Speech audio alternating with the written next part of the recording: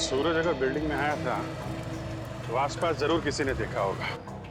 हाँ सर, सामने पान की दुकान है सर। अरे भाई सुनो। आइए साहब, 4 पान लगा देता हूँ। मैडम के लिए मीठा पान, चेरी वाला। अरे नहीं, पान बाद में खाएंगे, थोड़ी बात कर लेते हैं पहले। हाँ जी, कहिए। अच्छा ये बताइए कि आपकी दुकान कितने बजे तक खुली रहती है? सुबह 9 से रात के 11 बजे तक। क्या आपने इस आदमी को कल इस इलाके में देखा था? अरे आप लोग तो ऐसे बातें कर रहे हैं जैसे आप लोग सीआईडी वाले हैं। ठीक पहचाना आपने? अरे आप तो सचमुच में सीआईडी वाले हैं। देखा था इसको? जी साहब, कल रात को इस आदमी को देखा था। ठीक से याद है तुम्हें? कोई धोखा तो नहीं हो रहा? जी साहब, मेरी नजर 6x6 की है, कभी धोखा नहीं खाती। मतलब सर सूरज जिंदा है? इसका मतलब वो जो जूतों के निशान हमें बिल्डिंग के छत पे मिले थे वो सूरज के थे और उससे नहीं कविता को मारा है। मतलब सर ये जुर्म अमन और सूरज दोनों मिलके कर रहे हैं। ये भी तो हो सकता है कि कविता जी का खून सूरज ने किया और अमन को जबरदस्ती ले गया अपने साथ। लेकिन सर कविता जी तो सूरज के लिए उनकी माँ की तरह थी, फिर उन्होंने कविता जी को छत से क्यों गिराया होगा? साहब, क्या इस आदमी ने किसी को छत से धक्का दे दिया? शायद किसी का खून किया है इसने। और कुछ जानते हो इस आदमी के बारे में? जी साहब, इसने अपनी कार गलत जगह पार्क की थी। टोइंग वाला आया और कार उठा के लेके चला गया। कहाँ पे पार्क की थी गाड़ी? वहाँ साहब, वहाँ खड़ी थी। XYZ 040925। पता लगा किसके नाम पे रजिस्टर्ड है ये कार?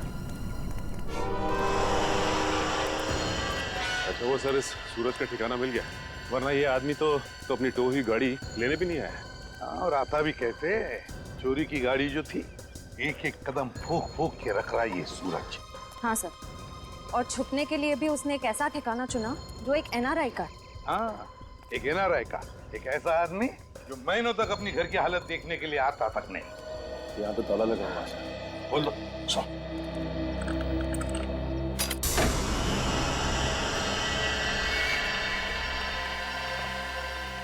इस कमरे में से तो बहुत बुरी तरह से बदबू आ रही है। ऐसा लगता है जैसे कोई लाश है। कोई लाश ही सड़ी है इस घर में। ढूंढो, देखो कहाँ पर है वो लाश।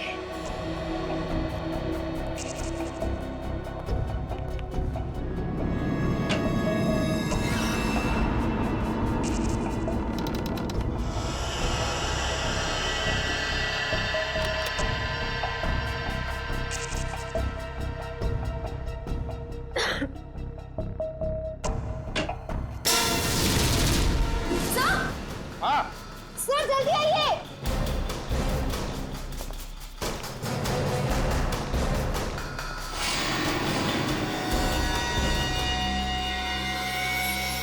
ये तो रेणु का है।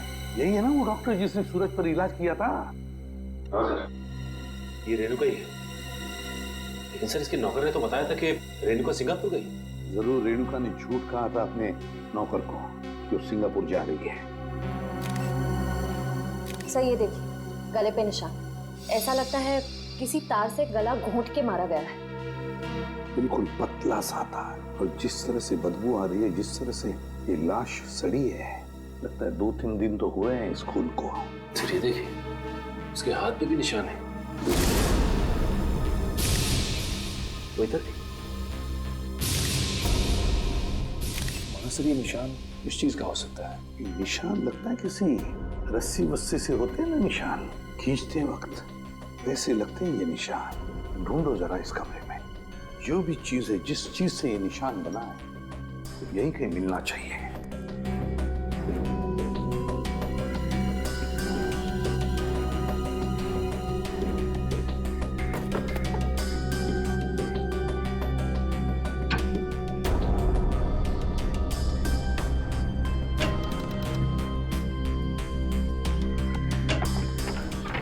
माय गॉड, सचिन ये देखो क्या है यहाँ पर कबर्ड में।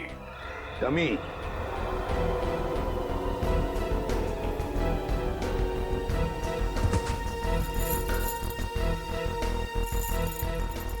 कैरबिनेट और रस्सी भी। सचिन, लगता है रेणुका के हाथ पर जो निशान है ना, शायद इस रस्सी की वजह से ही है, खींचते हुए। ये देखो ऐसे। हाँ सर, लेकिन सर ये सारी की सारी चीजें इस घर में क्या कर रही हैं? क्योंकि ये सब चीजें तो शूटिंग में इस्तेमाल की जाती है, हार्नेस बांधने के लिए। याद है सचिन, सूरज के घर की बालकनी की रेलिंग पर बहुत सारी धूल जमी हुई थी, लेकिन एक जगह पर इतना सा हिस्सा साफ था। जरूर इस रस्सी की वजह से ही होगी वो जगह साफ। मतलब सर ये सूरज का बालकनी से कूदना कविता जी का वहम नहीं था, बल्कि रेणुका और सूरज दोनों की मिलीजुली साजिश थी। बिल्कुल सचिन, ऐसा ही होगा। हुआ ये कि सूरज जब अपने घर में आया तो कविता ने उसे सामने से देख लिया।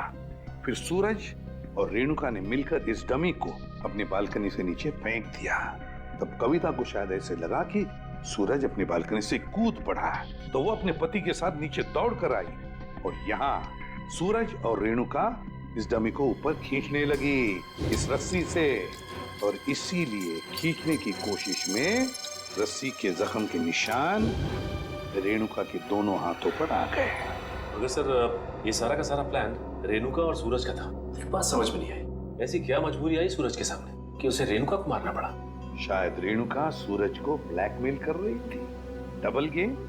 काम करो, इस रेणुका के सारे फोन रिकॉर्ड्स चेक करो, सारे फोन रिकॉर्ड्स, और साथ में ये भी पता लगाओ कि ये डमी, ये कैरेबिनेर और ये रस्सी कहां से खरीदे गए थे। पता चलेगा इस पूरे प्लान के पीछे किसका हाथ है, किसका दिमाग है। सर, हाँ सर, आपने ठीक कहा था सर। वाकई में रेणुका के कॉल रिकॉर्ड से दूध का दूध और पानी का पानी हो गया सर। क्या पता चला फोन रिकॉर्ड से?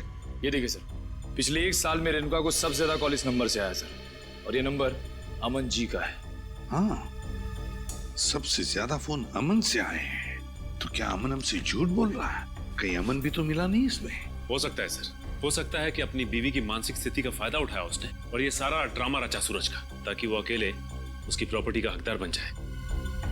सर एक बात मेरी समझ में नहीं आ रही है, वो सूरज जिसे उस पान वाले ने देखा था, वो असली सूरज था या नकली? वो असली भी हो सकता है श्रेया। भले ही सूरज ने होडाला ब्रिज से छलांग लगाई, मगर उसकी लाश कहाँ मिली है किसी को? अब तक किसी को भी उसकी लाश नहीं मिली है। लेकिन सर सूरज को तो काफी लगाव था कविता जी से, तो वो ऐसी हरकत क्यों करेगा? कहीं ऐसा तो नहीं कि ये सूरज नकली है? आ गया क्या? Great work Sachin.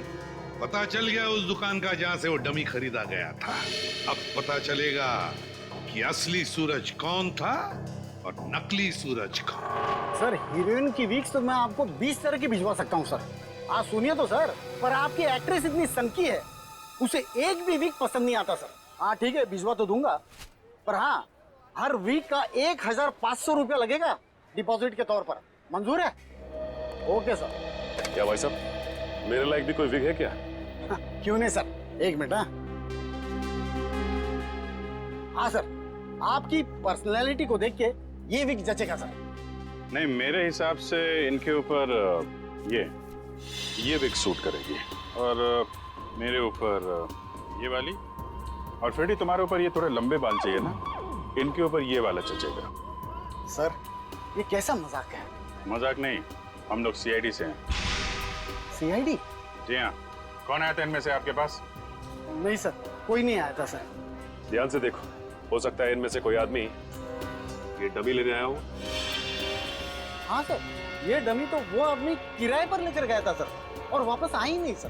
कौन था वो आदमी? सर एक मिनट, मैं देख के बताता हूँ। मिल गया, धीरज नाम था उसका सर। सर उस आदमी का नाम भी तो धीरज था ना, जिसने सूरज को ब्रिज से कूदते हुए देखा था। अच्छा भाई साहब, ये उस आदमी के चेहरे पे कोई कटा हुआ निशान था क्या? हाँ सर, ऐसा ही कटा हुआ निशान था सर। तो ये धीरज भी शामिल है इस षड्यंत्र में, अमन और रेणुका के साथ। रेडी, पता लगाओ इस धीरज का मोबाइल इस वक्त कहाँ पे है। अरे वो पिक्चर देखी है मैंने यार, बहुत घटिया है। अरे क्या बात कर रहा है यार, वो पिक्चर इतनी घटिया कैसे हो सकती है भाई? उसका डायरेक्टर जाना माना है, और गाने जबरदस्त, एकदम जबरदस्त हैं। कानून के गाने भी बहुत जबरदस्त होते हैं। कानून के गाने? आप लोग अरे अभी गाना शुरू नहीं किया, कहाँ जा रहे हो? अरे सुनो तो। अरे अब सीधे सीधे बता ना। बताता हूँ। सूरज के ब्रिज से गिरने की मैंने मनगढ़ंत कहानी सुनाई थी, क्यों बनाई थी? क्योंकि मुझे इस काम के लिए 1 लाख रुपए दिए गए थे। 1 लाख रुपए? किसने दिए थे? हैं? उसका नाम है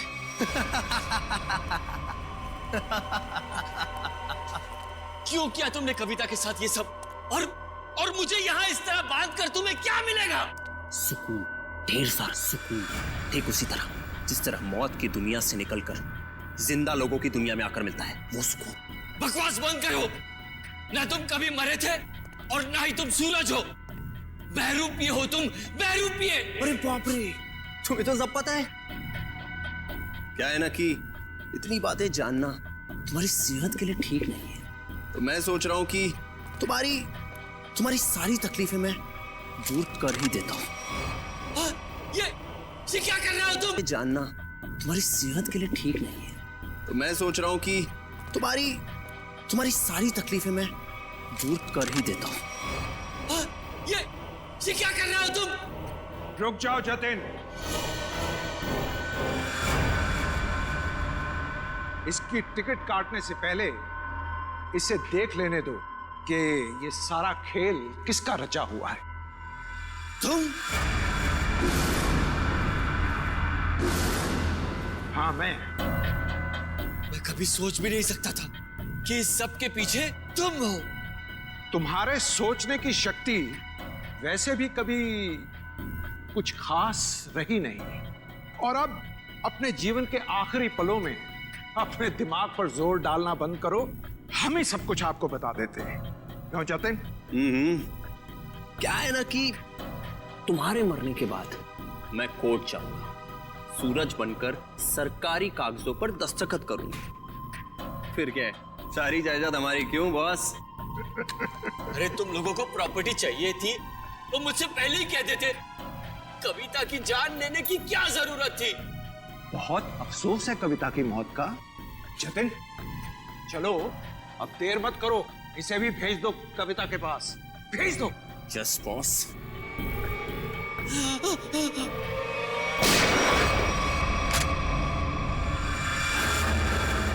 सब कुछ सुन लिया हम लोगों ने। अगर बाकी मुजरिम भी आप लोगों की तरह अपना जुर्म अपने आप कबूल कर लें तो सीआईडी का काम काफी आसान हो जाएगा। क्यों शेखर जी, आपका क्या कहना है? अरे रे रे रे रे, इतने भयानक मुजरिम को इतने आसानी से नहीं भागने देंगे हम लोग। क्यों किया ये सब? सूरज को उसके पिता से बहुत लगाव था, और उसकी मौत के बाद उसके जीवन में कोई रुचि नहीं रह गई थी। उसके दिमाग में आत्महत्या करने के ख्याल पनपने लगे। इसलिए तुमने सोचा कि सूरज को तो प्रॉपर्टी में कोई इंटरेस्ट है नहीं, तो क्यों ना बहती गंगा में हाथ धो लिया जाए, उसकी प्रॉपर्टी हथिया ली जाए। हाँ, इसीलिए जब पहली बार सूरज ने बिल्डिंग से कूदकर आत्महत्या करने की कोशिश की तो तुरंत मैं उसे हॉस्पिटल लेकर गया, ताकि किसी तरह से भी उसकी जान बच जाए और वो अपनी सारी दौलत मेरे नाम कर दे। और जैसे ही रेणुका को पता चला कि करोड़ों रुपए तुम्हारे हाथ लग गए तो उसने अपना हिस्सा मांगना शुरू कर दिया तुमसे। हाँ, लेकिन गड़बड़ तब हुई जब वो दोबारा हॉस्पिटल से भाग गया। मैंने और रेणुका ने बहुत ढूंढा उसे, और तब हमने देखा कि सूरज, सूरज नहीं, सूरज मेरा पीछा मत करो, मेरे पीछे मत आओ, मेरा मर जाना है, ठीक है? नहीं, मुझे दोबारा बचाने की कोशिश मत करो। नहीं सूरज, ऐसा बर्ताव मत करो। किसी एक आदमी के चले जाने से जिंदगी खत्म नहीं हो जाती। वो मेरे पापा थे, पापा। तुम लोग क्या समझोगे मेरे पापा के बारे में? नहीं सूरज, नहीं नहीं नहीं, मुझे छोड़ दो। मुझे अगर तुम दोनों में से किसी ने भी कूदने से रोका तो मैं अपनी जान ले लूंगा, मैं अपनी जान ले लूंगा, मैं अपना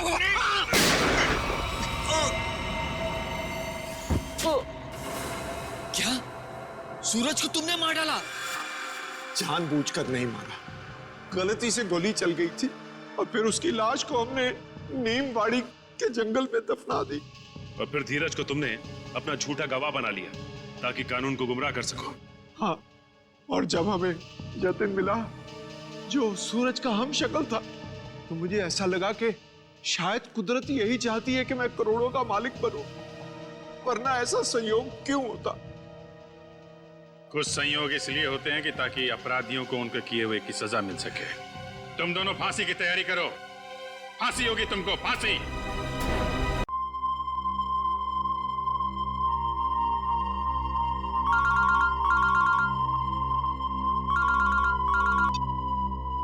हेलो, मैं बोल रहा हूँ, काम हुआ क्या?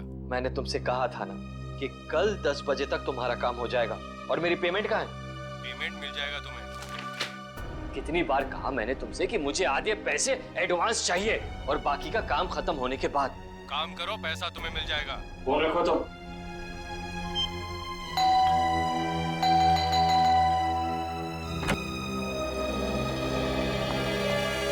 कविता, क्या बात है? इतनी घबराई भी क्यों? कविता,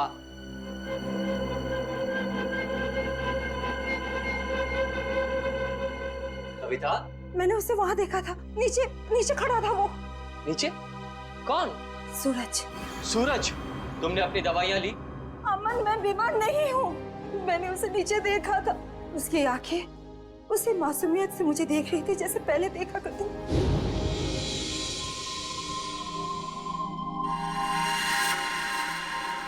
सूरज, सूरज तुम वापस आ गए? मैं जानती थी कि तुम आओगे। ये खून? सूरज, सूरज, सूरज! मैंने आवाज भी दी उसे। मेरे इन हाथों से उसे छूना चाहती थी, उसे आशीर्वाद देना चाहती थी, लेकिन जब तक मैं उसके पास पहुंची, वो गायब हो गया। कविता, ये सब तुम्हारा वहम है। मैं जानती थी कि तुम यही कहोगे। मैं जानती थी आपको यकीन नहीं होगा। अरे आप ही क्या, कोई भी मेरा यकीन नहीं करेगा। लेकिन ये बात सिर्फ आज की नहीं है, पिछले कई दिनों से मैं देख रही हूँ। वहाँ देखिए, देखिए उस घर में। कविता, बस बस। अरे पिछले 1 साल से उस फ्लैट में कोई नहीं रहता है। ठीक है, आपको यकीन नहीं हो रहा है ना, तो आप 5 मिनट रुकिए। वो वहीं आएगा, उसी घर में जरूर आएगा, आपको जरूर दिखेगा वो। ओके, 5 मिनट ना? ठीक है, रुकते हैं 5 मिनट। देखो सूरज, कहाँ हो तुम?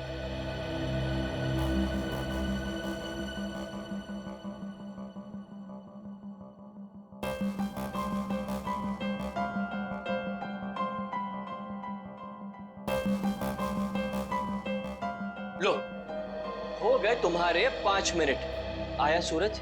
आया? नहीं ना? प्लीज 5 मिनट और रुकिए, वो जरूर आएगा। बस कविता, बस। अरे अगले आधे घंटे भी यहाँ खड़ी रहोगी ना, तब भी वहां सूरज नहीं आएगा। तुम्हारे पास ये सब फजूल की बातों के लिए फुर्सत है, मेरे पास नहीं। Enough of this nonsense. रुकिए तो, वो आएगा, वो जरूर आएगा।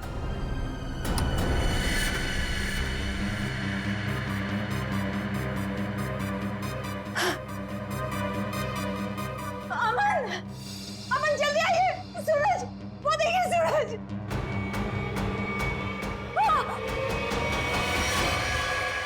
सूरज, अमन, अमन, अमन, जल्दी आइए, जल्दी आइए। अरे अमन, सूरज गिर गया। कविता, आइए जल्दी, आइए। वो छत से गिर गया है, मैंने अपनी आंखों से देखा है। चलिए जल्दी। कविता क्या कर रही हो? अरे सबके सामने तमाशा मत करो प्लीज। अरे हमें सूरज को बचाना है। सूरज, सूरज! क्या हुआ मेम साहब, आप इस तरह चिल्ला क्यों रही हैं? कहाँ है सूरज? सूरज कहाँ गया? कौन सूरज मेम साहब? इस विंग में तो इस नाम के कोई भी साहब नहीं रहते। अमन, अमन मेरा यकीन करिए, सूरज को मैंने ऊपर बालकनी से गिरते हुए देखा था। यही गिरा था वो। देखो, यहाँ तो कोई भी नहीं है कोई दिख रहा है? नहीं ना? कविता, क्या कर रही हो तुम? मेम साहब, जरूर आपने कोई बुरा सपना देखा होगा मेम साहब। नहीं, ना ही मैंने कोई सपना देखा है और ना ही मेरा ये कोई वहम है। मैंने उसे अपनी आंखों से देखा है, समझे तुम? कविता, बस करो तुम। मैं अब और बर्दाश्त नहीं कर सकता। आज तुम्हारे इस वहम को मैं दूर कर ही देता हूँ। ये इसी मनुष्य फ्लैट से तुमने सूरज को कूदते हुए देखा था ना? यही है ना वो फ्लैट? मैं सच कह रही हूँ अमन, मैं सच कह रही हूँ। मैंने अपनी आंखों से देखा है उसे गिरते हुए।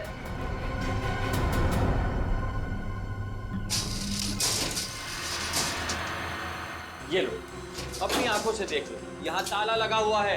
कविता, मैंने तुमसे कहा ना कि ये फ्लैट 1 साल से बंद पड़ा हुआ है। नहीं साहब, साहब बिल्कुल ठीक कह रहे हैं। ये घर पिछले 1 साल से बंद ही पड़ा हुआ है। नहीं, ये तुम सबकी चाल है। मेरे साथ ऐसा घिनौना मजाक करके तुम लोग मुझे गलत साबित करना चाहते हो। कविता, मैं तुम्हारा पति हूँ, इतना प्यार करता हूँ मैं तुमसे, क्या मैं तुम्हारे साथ ऐसा करूँगा? हाँ? इसका पता तो अब सीआईडी लगाएगी। तुम भी ना कविता, हद करती हो बस। हमारी किसी की बात तुम्हारे समझ में नहीं आती। अब सीआईडी को बुलाने की क्या जरूरत थी? कविता जी आप हैं? जी मैं हूँ। आप ही ने हमें फोन करके बुलाया? हाँ, मैंने किया था आप लोगों को फोन। तो बताइए क्या हुआ यहाँ पर? मैं आपको बताता हूँ सर। कविता आप क्या कौन है? मैं अमन, कविता का पति और सूरज का फैमिली लॉयर। सूरज, वही जिसने छलांग लगाकर खुदकुशी की? हाँ वही। कविता जी मैं कह रहा हूँ आपसे, ये फ्लैट पिछले 1 साल से खुला नहीं है। हम आप सीआईडी का वक्त बर्बाद कर रही हैं। वैसे आप कौन है? मैं इस सोसाइटी का सेक्रेटरी। सोसाइटी के सेक्रेटरी है? तो फिर सेक्रेटरी साहब, अगर कविता जी ने किसी को छलांग लगाकर खुदकुशी करते हुए देखा है तो उसकी तहकीकात करना हमारा फर्ज है, समझे आप? अब हमारा वक्त बर्बाद करने की चिंता मत कीजिए। फ्लैट कहाँ है बताइए? जी ये चाबी है आपके पास? जी। तो खोलिए। कविता जी आप देख सकते हैं यहाँ सारा सामान ढका हुआ है, कोई यहाँ कैसे आएगा? यहाँ की साफ सफाई तक नहीं हुई है। सेक्रेटरी साहब, आप थोड़ी देर के लिए अपना मुंह बंद रखेंगे और सीआईडी को अपना काम करने दीजिए, ठीक है? जैसा आप ठीक समझे। हाँ तो कविता ये बताइए, कल रात को आपने सूरज को कहाँ पर देखा? जी वहाँ उस बालकनी में। बालकनी?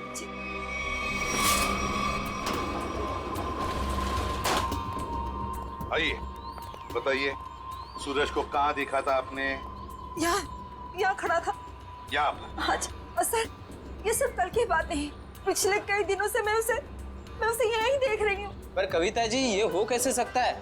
ये फ्लैट को बाहर से ताला लगा हुआ था और ये फ्लैट 6ठे माले पर है। भले ये फ्लैट 6ठे माले पर हो या 7वें माले पर, लेकिन यहाँ पर कोई तो आया था जरूर। कल रात को यहाँ पर कोई था, समझे? पर ये आप इतनी यकीन के साथ कैसे कह सकते हैं? ये मैं नहीं कह रहा हूँ, इस रेलिंग पर जो धूल जमी हुई है ना, ये हमें बता रही है। पर ये हो कैसे सकता है? कोई तो आया था यहाँ पे बालकनी में। ये बालकनी की रेलिंग पे ये मिट्टी देख रहे हो? यहाँ पे मिट्टी साफ है। ऐसा लगता है कोई यहाँ पे था जिसने इस रेलिंग के साथ छेड़छाड़ की। अब आप लोगों को मेरी बात पर यकीन हुआ ना सर? देखा अमन, मैं सच कह रही थी। एक मिनट। अगर किसी ने यहाँ से खुदकुशी की होती तो उसकी लाश कहाँ है?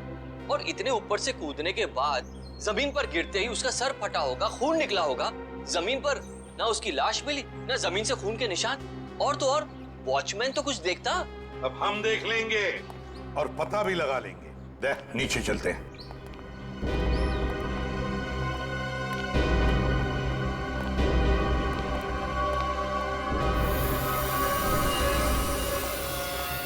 आशय, कोई खून के निशान दिख रहे क्या? नहीं सर, अब तक तो यहाँ कुछ नहीं मिला है।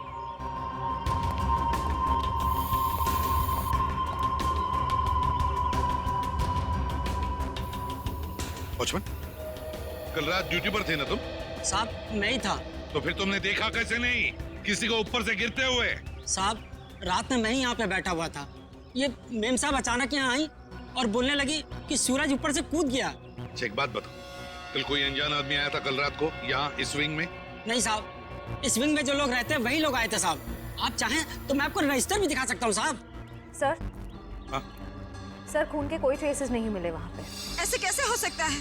आप लोगों को कुछ सबूत मिला है ना बालकनी में किसी की मौजूदगी का? मैं सच कह रही हूँ सर, मेरा यकीन कीजिए। कविता जी, हम आपका पूरा विश्वास कर रहे हैं, आप सच बोल रही हैं।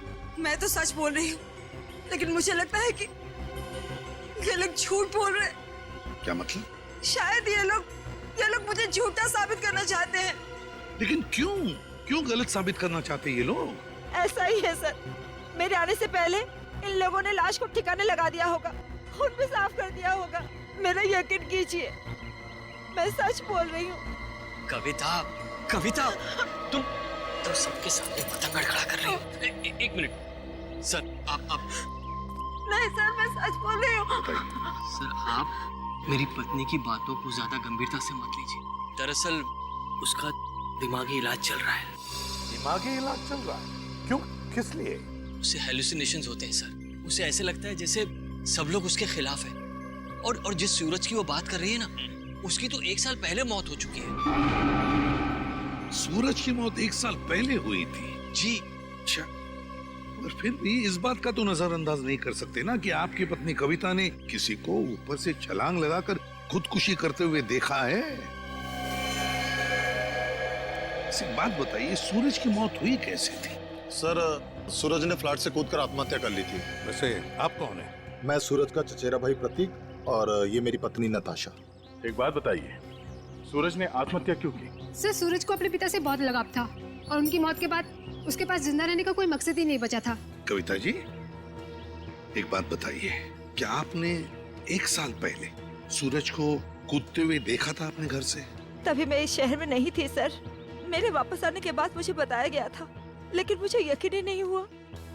माँ बाप की मौत हर बच्चों के लिए बहुत बड़ा सदमा होती है, लेकिन इसका मतलब ये नहीं है कि आप अपनी जिंदगी का अंत ही कर दो। सर, मैं पूरे यकीन के साथ कह सकती हूँ कि सूरज जिंदा था। पिछले कई दिनों से मैं उसे देख रही थी। कविता। सर, आप यकीन कीजिए सर। बस करो। तुम्हारी तबीयत ठीक नहीं है। हाँ? चलो घर चलो, तुम्हारे आराम का वक्त हो गया। अमन, मैं सच कह। Excuse me sir. सर, चलो चलो चलो चलो मेरे साथ चलो। अमन, मैं सच बोल रही। सर, कविता आंटी को सूरज की मौत का बहुत गहरा सदमा लगा है, इसलिए उसके कूदने का दृश्य उनकी आंखों के सामने बार बार आता रहता है। सर, कविता आंटी की अपनी कोई संतान थी नहीं और वो सूरज को अपने बेटे समान मानती थी। सूरज को हॉस्पिटल कौन ले गया था? मैं, नताशा और अमन अंकल, हम तीनों मिलकर लेकर गए। सर, मैं भी था। हाँ, शेखर, सूरज के पिता का बचपन का दोस्त। कौन से हॉस्पिटल ले गए थे सूरज को? Sir, city hospital. City hospital. Suraj की मौत 1 साल पहले हुई है, तो पता लगाना पड़ेगा कि लोकल पुलिस स्टेशन का कौन सा ऑफिसर उस केस को देखता था और फिर उसे लेकर सिटी हॉस्पिटल जाना पड़ेगा। 16 दिसंबर 2012 की रात थी जब सूरज को इस हॉस्पिटल में लाया गया था। काफी नाजुक हालत थी उसकी, कंधा टूट गया था उसका, सर पे भी गहरी चोट आई थी। लग नहीं रहा था कि वो बचेगा। लग नहीं रहा था? बिल्डिंग से कूद के उसकी मौत हो गई थी ना? मौत? नहीं सर, इस हॉस्पिटल के डॉक्टर इतने काबिल थे, उन्होंने उसको बचा लिया था। क्या सूरज जिंदा है? नहीं सर, वो मर चुका है। अरे अभी अभी तो तुम कह रहे थे कि डॉक्टरों ने उसे बचा लिया था। सर, वो बच गया था और उसके जीने की पूरी तमन्ना खत्म हो चुकी थी। हॉस्पिटल से ऑपरेशन के 3 दिन बाद ही वो हॉस्पिटल से भाग गया और फिर ओडाला के ब्रिज से जाकर उसने आत्महत्या कर ली। ओडाला ब्रिज? मतलब सूरज की मौत बिल्डिंग से कूदने से नहीं, ओडाला ब्रिज से कूदने से हुई है। मगर सर, सूरज के घर वालों ने हमसे झूठ क्यों कहा? उसका तो पता हम लोग लगा ही लेंगे। पहले जरा उस डॉक्टर से मिलते हैं जिसने सूरज की जान बचाई थी। सूरज का ऑपरेशन डॉक्टर रेणुका ने ही किया था। डॉक्टर रेणुका? जरा बुलाइए उन्हें। पर अब डॉक्टर रेणुका इस हॉस्पिटल में काम नहीं करती हैं। काम नहीं करती? क्या मतलब? सर, जिस दिन सूरज हॉस्पिटल से भाग गया था उस दिन डॉक्टर रेणुका भी हॉस्पिटल में आखिरी बार ही दिखी थी। सर, हो सकता है डॉक्टर रेणुका ने ही मदद की हो सूरज की हॉस्पिटल से भागने में, क्योंकि इतनी गहरी चोट लगने के बाद कोई आदमी अकेले तो भाग नहीं सकता। ठीक कह रहे। जब सूरज का ऑपरेशन हो रहा था तो आप भी थी ना ऑपरेशन थिएटर में? हाँ सर, सूरज का बच पाना तो लगभग असंभव था, मगर डॉक्टर रेणुका ने तो कमाल कर दिखाया। उन्होंने सूरज की जान बचा ली। हॉस्पिटल में सब लोगों ने उनकी तारीफ भी की थी। जब सूरज इतना घायल था तो वो हॉस्पिटल से भागा कैसे? आपके हॉस्पिटल की सिक्योरिटी ठीक नहीं लगता है? पता नहीं सर कैसे भाग गया। डॉक्टर रेणुका ने तो उन्हें नींद का इंजेक्शन भी दिया था। लगभग 3 घंटे तक तो उन्हें होश ही नहीं आना चाहिए था। ठीक है, आप जरा हमें रेणुका जी के सारे डिटेल्स दीजिए, सारे रिकॉर्ड्स। ओके ओके सर, मैं अभी लेकर आती हूँ। रेडी? पता करो उस रात सिक्योरिटी में कौन था, लेके आओ। सचिन, आप इनके साथ होडाला ब्रिज जाओ, देखो कहां से छलांग मारी थी उस सूरज ने। आइए। आदे? नहीं, अभी तो मैं हॉस्पिटल में ही हूँ। हाँ, कुछ हैरत अंगेज चीजें पता चली है, मिलके बताता हूँ। Okay okay, bye. सर, उस रात ये वॉचमैन ड्यूटी पे था। एक घायल आदमी हॉस्पिटल से भाग गया है? ड्यूटी पे सोते हो क्या? साहब, मैंने उसे रोकने की पूरी कोशिश की थी, लेकिन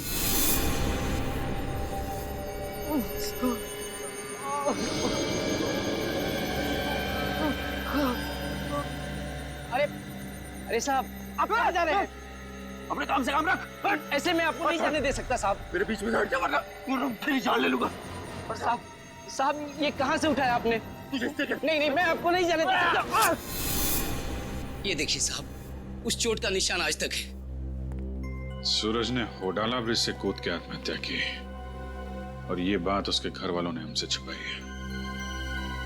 कोई तो ऐसा राज है जिस पर वो लोग पर्दा डालने की कोशिश कर रहे हैं। क्या सूरज की मौत बिल्डिंग से कूदने से नहीं बल्कि होराला ब्रिज से छलांग लगाने से हुई थी? और इतनी बड़ी बात तुम लोगों ने मुझसे क्यों छुपाई? सिर्फ आप ही से नहीं कविता जी, इतनी बड़ी बात सीआईडी से भी छुपाई गई है। कानून से कोई बात तब छुपाई जाती है जब जुर्म के ऊपर पर्दा डालने की कोशिश की जा रही हो। हाँ? वो ये बात हमने कविता से इसलिए छुपाई थी, हम नहीं चाहते थे कि कविता सूरज के वापस लौटने की झूठी उम्मीद में जिए। जी हाँ सर, मौत बिल्डिंग से कूदकर हुई हो या फिर होडाला ब्रिज से छलांग लगाकर, सच तो ये है कि सूरज अब कभी भी लौटकर वापस हमारी जिंदगी में नहीं है। माना सूरज ने होडाला ब्रिज से नीचे छलांग लगाई, मगर किसी को उसकी लाश मिली?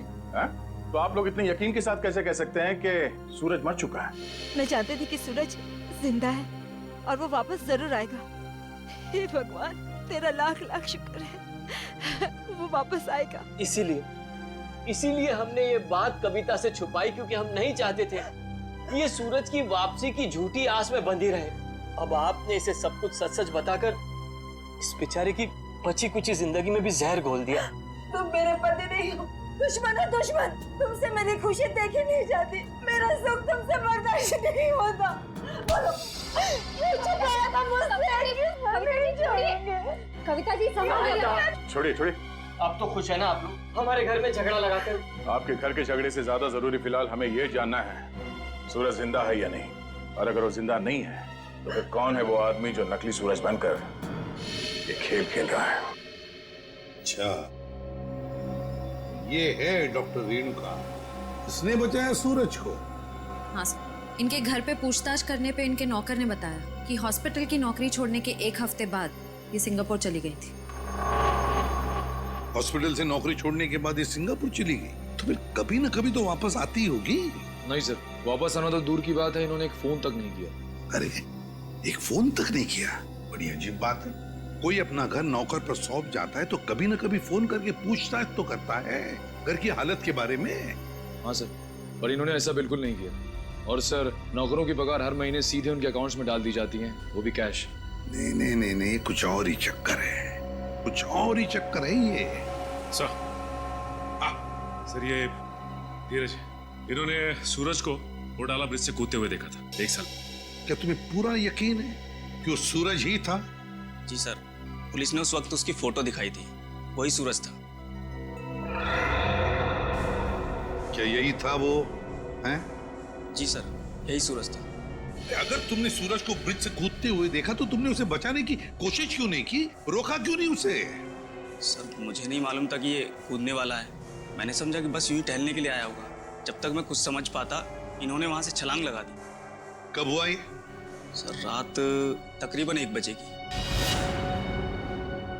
रात के 1 बजे? तो क्या मैं पूछ सकता हूँ कि रात के 1 बजे आप वहाँ क्या कर रहे थे होडाला ब्रिज पर? सर, वो क्या है ना कि मैं एक लेखक हूँ। जब कभी कहानी लिखते लिखते अटक जाता हूँ तो वहाँ टहलने के लिए निकल पड़ता हूँ, इस उम्मीद से कि शायद कोई नई प्रेरणा मिल जाए। लेकिन जब से ये हादसा हुआ है ना सर, मैंने उस ब्रिज पे जाना बंद कर दिया है। वैसे आप लिखते क्या है? सर, मैं उपन्यास लिखता हूँ, नोवेल्स। ठीक है धीरज, थैंक यू वेरी मच, तुम जा सकते हो। अगर जरूरत पड़े तो हम तुम्हें फिर से बुला लेंगे। सर, ये होडाला ब्रिज के नीचे के पानी का बहाव बहुत तेज है सर। अगर कोई भी आदमी ऊपर से नीचे गिरता है तो उसका बचना अब नामुमकिन है सर। और तो और सर, पुलिस वालों ने उस जगह की अच्छी तरीके से छानबीन करवाई थी गोताखोरों से, लेकिन सूरज की लाश नहीं मिली थी सर। हो सकता है कि तेज बहाव की वजह से वो सूरज को ढूंढ नहीं पाए होंगे, या फिर किसी न किसी वजह से सूरज डूबने से बच गया। सर, अगर ये सूरज बच गया है तो सिर्फ कविता जी को क्यों दिखाई देता है? अमन जी या बाकी लोगों को क्यों नहीं? वही तो, अगर ये बच गए तो सिर्फ कविता को ही कैसे दिखता है, और किसी को क्यों नहीं दिखता? नहीं नहीं नहीं नहीं नहीं नहीं, कुछ ना कुछ तो गड़बड़ जरूर है, क्योंकि अगर ये बच गया तो सबके सामने क्यों नहीं आता है? सर, शायद ये कविता जी का कोई वहम है। नहीं नहीं नहीं निखिल, ये कोई वहम नहीं है, कोई वहम नहीं है। अगर ये कविता जी का वहम होता तो वे सूरज की घर की बालकनी के रेलिंग पर जो धूल जमा हुई थी, उसमें से इतना सा हिस्सा ही साफ कैसे मिला हमको? इतना सा हिस्सा साफ कैसे मिला? उसका एक ही मतलब है कि कोई ना कोई तो था सूरज के घर में, कोई ना कोई तो गया था सूरज के घर में जिसे कविता ने देख लिया। मगर कौन गया था सूरज के घर में? है कौन ये? इसका पता तो लगाना ही पड़ेगा।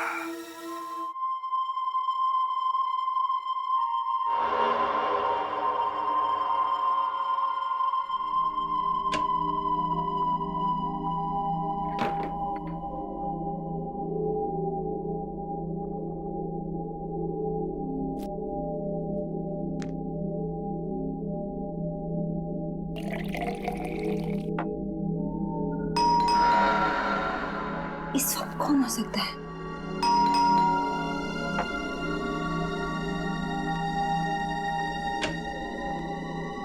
कौन है?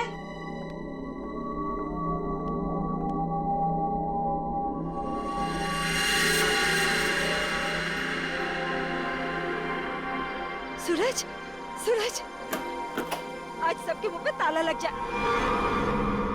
हाँ? सूरज, अब कहाँ चले गए? सूरज कहाँ? सूरज बंद करो ये मजाक, कहाँ हो तुम? सूरज आ जाओ अभी। सूरज, मेरी आंखें तरस गई है तुम्हें देखने के लिए। सूरज, सूरज कहाँ हो सूरज तुम? सूरज, सूरज। कविता आंटी, सूरज तुम ऊपर जा रहे हो ना? आप ठीक हो ना? मुझे तुम्हारे कदमों की आवाज आ रही है। सूरज रुक जाओ। आप ऊपर क्यों जा रही हो? सूरज रुक जाओ, रुक जाओ सूरज। कविता आंटी, इस वक्त आप छत पर क्यों जा रही है? सूरज, सुना ही नहीं होगा। सूरज, सूरज मैं जानती हूँ कि तुम छत पर आके छिपे हो। देखो, अब अच्छे बच्चे की तरह वापस आ जाओ। अब मेरे सब्र का और इम्तिहान मत लो सूरज। कहाँ हो तुम?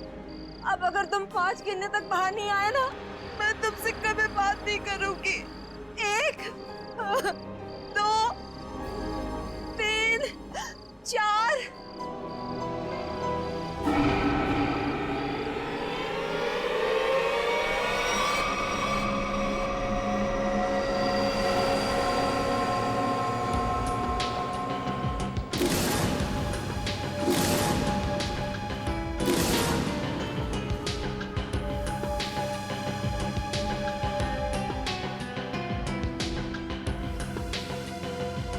तुम इस विंग के वॉचमैन हो ना? जी साहब। कैसे हुआ ये सब? साहब, कल रात तकरीबन 2 बजे मुझे किसी की चीख सुनाई दी। देखा तो कविता मैम साहब लहूलुहान जमीन पर पड़ी हुई थी। सर, मैं सोच भी नहीं सकता था कि सूरज के गम में कविता आत्महत्या। पता नहीं आजकल के लोग इतना कमजोर क्यों हो गए। दुख बर्दाश्त करने की किसी में भी शक्ति नहीं रही। सर, सही है, देखिए।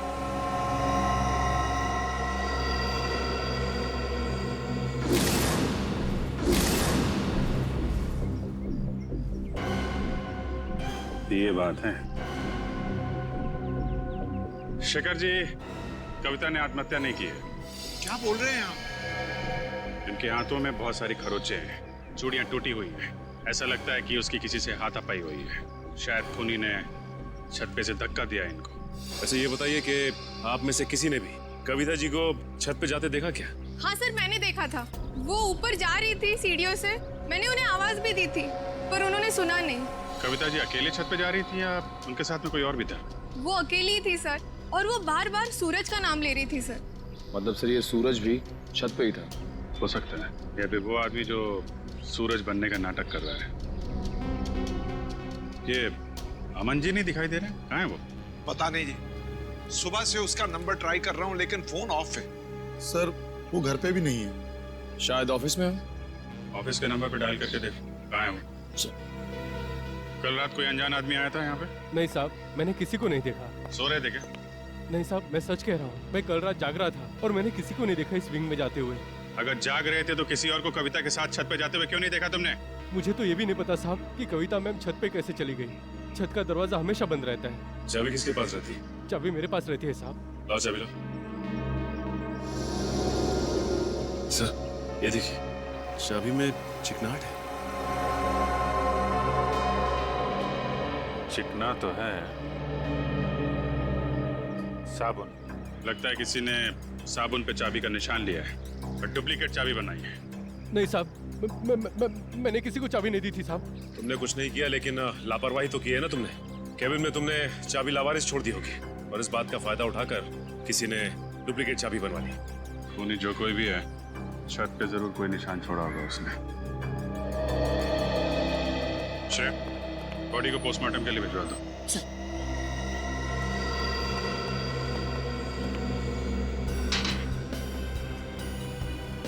यहां से गिरी है।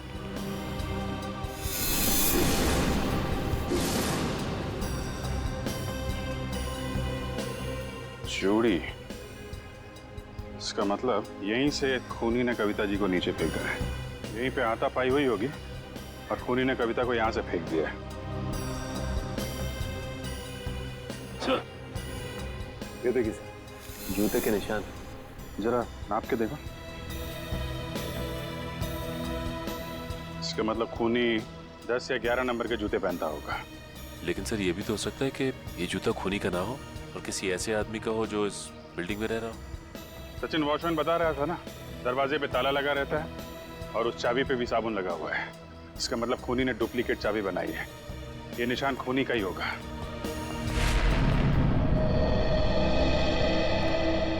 क्या पता चला ऑफिसर? सर उनके ऑफिस ने बताया कि अमन जी कल दिल्ली जाने वाले थे कॉन्फ्रेंस के लिए, लेकिन वो दिल्ली पहुंचा ही नहीं। दिल्ली पहुंचे ही नहीं? हाँ सर, उनकी फ्लाइट की टिकट भी बुक थी, लेकिन वो मुंबई एयरपोर्ट तक ही नहीं पहुंचे। सर कहीं ऐसा तो नहीं कि अमन जी ने ही कविता जी को? कैसी बात कर रही हैं आप? अमन कविता से बहुत प्यार करता था और वो कविता के लिए अपनी जान तक दे सकता था। ऐसी बात है तो फिर अमन गायब क्यों हो गया? बीवी की मौत हो गई और पति लापता। सर मुझे शुरू से ही अमन के हाव-भाव कुछ ठीक नहीं लग रहे थे। क्या मतलब? सर अमन जी शुरू से ही हमारे परिवार के वकील रह चुके हैं। सूरज के माता पिता की मौत के बाद उन्होंने कभी किसी को बताया ही नहीं कि जायदाद का बंटवारा कैसे होगा। सर मुझे लगता है अमन के दिल में खोट है, वो खुद ही सारी जायदाद हड़पना चाहता है। और हो सकता है कविता आंटी को सूरज बन के डराने के खेल में उन्हीं का हाथ हो। खैर अमन इसमें शामिल है कि नहीं ये तो हम लोग पता लगा ही लेंगे, लेकिन ये बात तय है कि ये सारा खेल जायदाद की वजह से ही रचा जा रहा है।